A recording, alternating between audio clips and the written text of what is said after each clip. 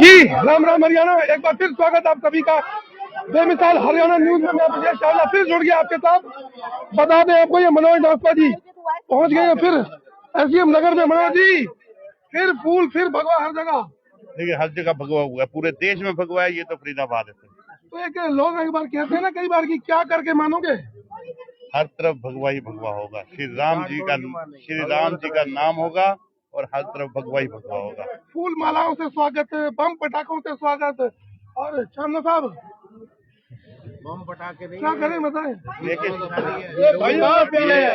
ये स्वागत इसलिए हो रहा है कि लोग त्रस्त थे और उनको पता है कि दिवाली मनाने का समय आ चुका है। भारतीय जनता पार्टी भारी बहुमत से वार्ड नंबर 16 से जीत कर जा रही है।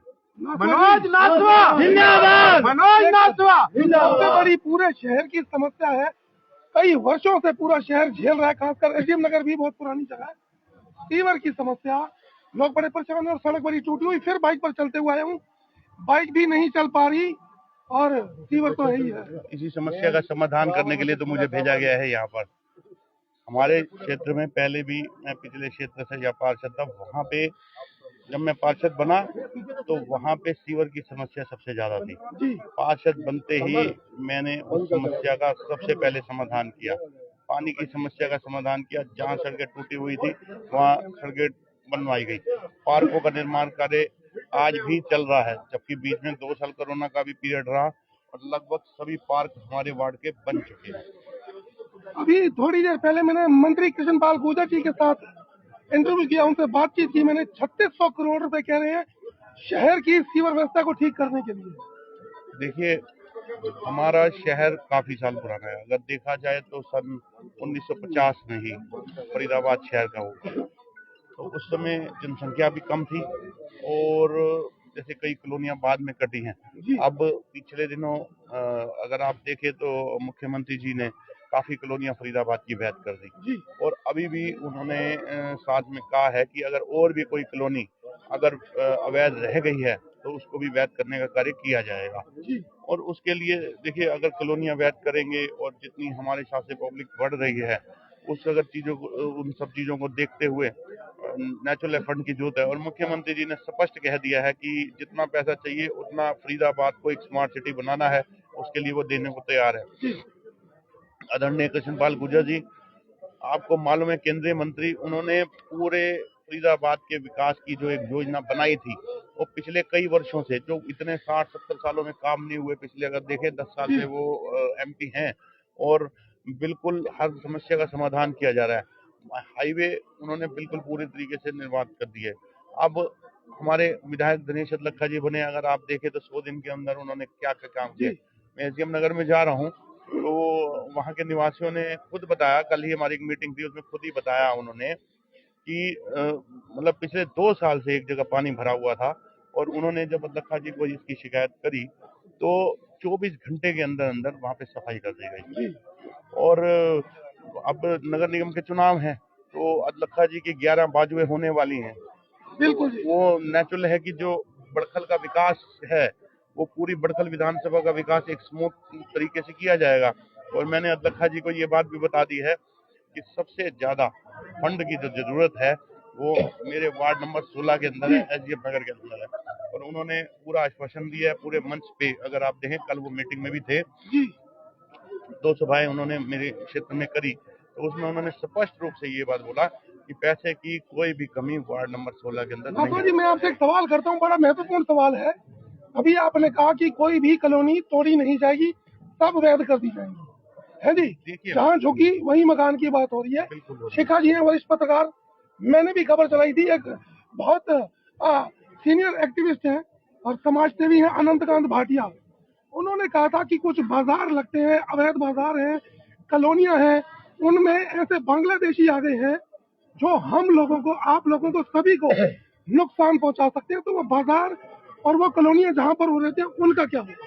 देखिए, कहीं अगर ऐसे अवैध बाजार या लग रहे हैं तो उनको बकायदा जांच करके बंद करवाया जाएगा।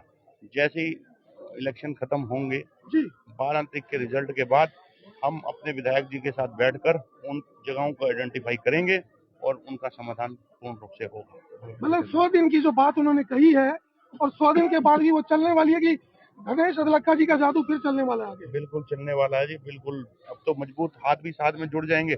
और मैं आपको बता देना चाहता हूँ, 11 के 11 वार्ड बड़खल विधानसभा के भारतीय जनता पार्टी जीत कर आ रही है और मजबूती के साथ। कार खबरें ने जब आज सर्वे किया तो देखा कि कुछ फिगर साफ करने के लिए गाड़ियां पहुंची हुई थी। लोगों का कहना था कि भाजपा जीत से पहले ही सफाई करवाना शुरू कर दिया भाजपा ने। देखिए, अगर विधायक जी के पास कोई शिकायत जा रही है, देखिए हम तो प्रत्याशी हैं, हमारे पास ऐसी शिकायतें मिल रही हैं कि यहाँ सीवर की दिक्कत है, तो सीवर की दिक्कत है तो हम जैसे ही 12 तारीख को रिजल्ट आएगा और हम इसी काम पे लग जाएंगे। अगर कहीं ऐसी समस्या है तो उसका समाधान करने के लिए लग जाएंगे। लेकिन अगर विधायक जी के कार्यालय में कोई शिकायत जारी है तो 100% उसका समाधान हो रहा होगा।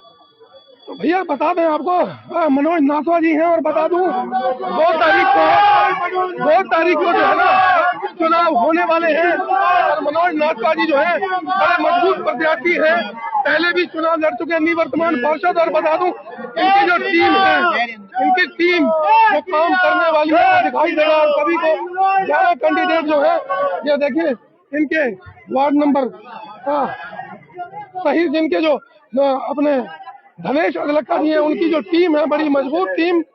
11 विधायक, 11 वार्ड हैं, जो 11 वार्ड के 11 ही जीत कर ये आने वाले हैं। और बता दूं आपको भड़कल विधानसभा की जो कायाकल्प होने वाली है, देवेंद्र डंग जी कहीं भी जाते हैं, कोई समस्या हो, ये चेहरा जरूर दिखाई देगा आपको।